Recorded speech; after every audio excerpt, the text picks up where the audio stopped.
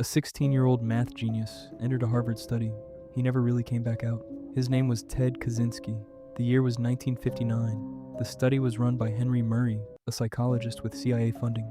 It was part of a broader program to test psychological breaking points. Kaczynski was told he would debate his personal beliefs with a fellow student. That was a lie. What waited for him was a trained interrogator, screaming, humiliation, his most private thoughts thrown back at him as proof he was worthless. The sessions were filmed, his reactions were studied. This happened over 3 years. He was 17 when it started. His letters from that period show a man fracturing in real time. His radicalization against institutions began during those exact years, not after, during. The government has never formally connected what was done to him with what he later did to 30 people across the country. The study files exist. The question nobody has answered is what else those files contain. Follow Midnight Whisper.